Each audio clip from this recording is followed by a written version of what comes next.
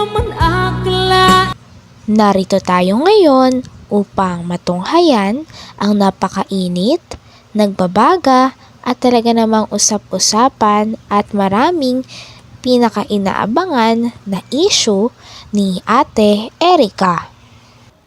Sa pagpapatuloy kasalukuyan nga na pinag-uusapan ni Kalingap Val at Lolo Miguel ang bahay ni Lolo Miguel na nais ipagawa rin ni Kuya Val. Kaya nga nanghingi rin si Kalingap Val sa mga sponsors ng tulong na mapagawa ito. Anong lupa ito? Sa inyong lupa ito? Ay, inyong lupa ito? Ano ka na kayo dito? Ano ka kayo pala? Kayo tao dito, alaga. Sino may-ari nito? Ranjidis po, Edna. Taga Mercedes. Ano problema na pag ginayos yung bahay ninyo? Ay, wala po. Magpaalam lang. Halimbawa, i-repair natin yung bahay niyo pa, ano? At least yung mga gayaan medyo luma na rin. Para naman yung natin pagtulog. Ha? Kanya ako na ganyan. Pag nagtulo, nakahulo na lang. Ano pa rin yung bahay mo? Tutunan na, oh. May mga butas na. Hindi ko na tinungan na sila may na magpawidan man lang yan. Na mabaguhan ng meron, wala man na. Wala po. Magpira na sila. Ay, wala po yun. Di ba mag-iin? Yung pala asawa niya pala para sabong. Para sabong yun. Asawa ni sila may para sabong. Basta may sabungan talong yan. Grabe. Walang trabaho. Wala. Pero may pera ngayon. Hindi ko alam. Pira.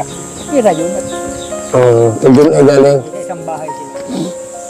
Ibig sabihin, doon nakatira lahat sila. Nandun sila lahat. Si Silami, si Erika, si Arnel doon. So, Arnel yun. Asawa ni Silami. Sila. Saka anak yung isa. Saka yung mag-asawa naman ni yung anak ko, may kaya kasama may asawa naman ng isa. Yung anak mo na nanay nila. O yun yun. Tapos may pinakasama. Asawa, May pinakasama siya? meron. Binata man. May asawa din po, kaya lang wala may asawa patay niya. Okay. Sumalo.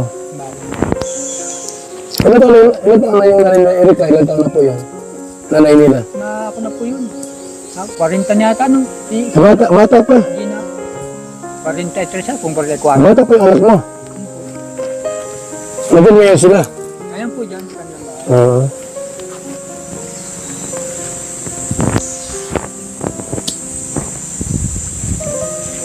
Hindi masisilip yung hindi masisilip dyan. Ay, Kaya silip eh. malayo po dun baga po sa yung paglusong doon na ano, tapos may pahon. Oo.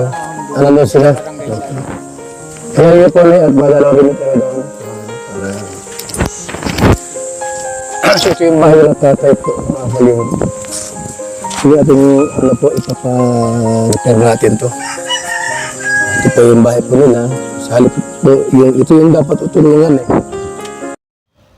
Talagang kitang-kita nga na willing talagang tulungan ni Kalingap Val ang lolo ni Ate Erica na si Lolo Miguel. Talagang nakakaawa nga si Lolo Miguel dahil pagkatapos niyang alagaan ng kanyang mga apo ay iniwan lang din siya nito nang nagkaroon na ng pangalan at pera. Pag nagtulo, nakahulo na lang. Ano pa rin yung bahay mo? Tutunan na oh. May mga butas na. Hindi ko na tinungan na sila may na magpawidan man lang yan. Na mabaguhan ng meron, wala man na. Wala po. Magpira na sila. Ay, wala po yun. Di ba mag-iin? Yung pala asawa niya pala para sabong. Para sabong yun. Asawa ni sila may para sabong. Basta may sabungan talong yan. Grabe. Walang trabaho. Wala. Pero may pera ngayon. Hindi ko alam. Pira. Pira yun.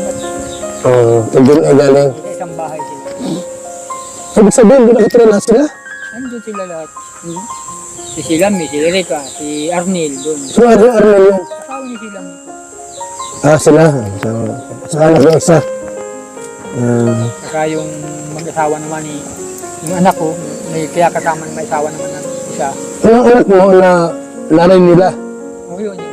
Tapos may pinakasama. Asawa, May pinakasama siya? meron. Binata man. May asawa din po, kaya lang wala may asawa patay niya. Okay. Sumalo. Ilan taon na yung nanay na Erika? Ilan taon na po yun? Nanay nila. Ako na po yun. 40 niya ata no? Bata pa. Hindi na. 43 siya, kung 44. Bata pa yung anak mo. Nandun ngayon sila. Ayan po dyan, sa kanilang bahay.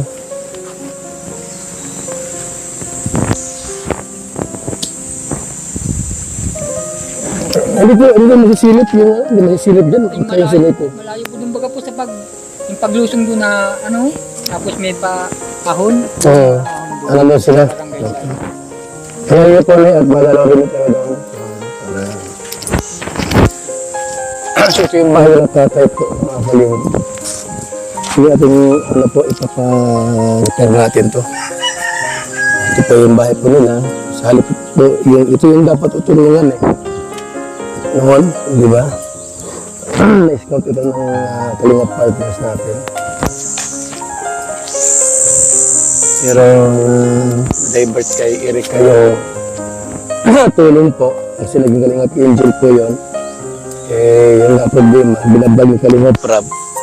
Umayaw po. Yung pala po ay nagapang na.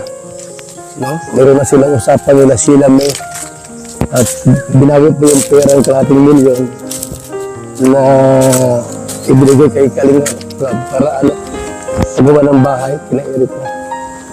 Mga kaibigan. Eh, yun ang gusto nila yung magawa natin. Pero sana mga po mga kaibigan, hindi mo Talagang gagawin niya ang lahat ni Kuya Val nang sa ganon ay makatulungan niya si Lolo Miguel dahil naawa rin siya kay Lolo Miguel. Dahil sabi niya sa kanyang kabilang vlog ay dapat ang mga seniors daw ang pinaprioritize at talagang dapat inuulan nito ng tulong. hindi masisilip yung, hindi masisilip dyan. Yung Kaya silip eh. malayo po dun baga po sa yung paglusong doon na ano, tapos may kahon. Oo. Alam mo sila. Barangay side. Kaya yun po na at malalawin ito na doon. So ito yung bahay ng tatay po, mga kalingap. Sige ating ano po, ipapa-repair natin to. Ito po yung bahay po nila. Sa halip po, ito yung dapat utulungan eh. Noon, di ba? Na-scout ito ng kalingap partners natin. Pero divert kay Eric kayo tulong po kasi naging kalingap angel po yun. Eh, yung nga problema, binabag yung kalingap Rab. Umayaw po. Yung pala po ay nagapang na. No? Meron na silang usapan nila sila may at binagay po yung perang 200,000 na ibinigay kay kalingap Rab para ano, pagawa ng bahay, kina Eric po. Mga kaibigan. Eh, yun ang gusto nila yung magawa natin. Pero sana mga po mga kaibigan, hindi mabago yung kanilang pagsingin doon sa lulot po nila. Kaya ba yan? Yun eh, kung ikaw po nakikinig, nakikinig sa ating video ngayon. Ano mga sabi niyo po? Yung mga sinabi nila, ang lang matanda. Ako, dito ako para tulungan po sila. Kasi nagtawag sa atin, nag-chat, nag-text. At yun po yung tulong sa atin. Although sila po ay, si Erika po ay nagka-problema. Gusto nga mali sa Kalingap, hindi nagpa-vlog. Pero yung vlog po dito, mga Kalingap, tuloy-tuloy po yan. Kasi ang naka-scout dito ay si Riel at Malalay. Ay Lolo Miguel. So, ang tanong ko kayo, Mr. kay John A, ano ang masasabi mo? Sa dalawang hinahangaan mo. Hindi ko ay napatawa, mata-Diyos, sabay. Kasi mo ito. Huwag mong huwag mong konsultuhin yung dalawa. Pero hindi pa mapunta rito, nag-birthday yung lola, hindi na naman napadalaw. Tapos sa pinto-pinto pa, sila may nagastos daw sila sa birthday.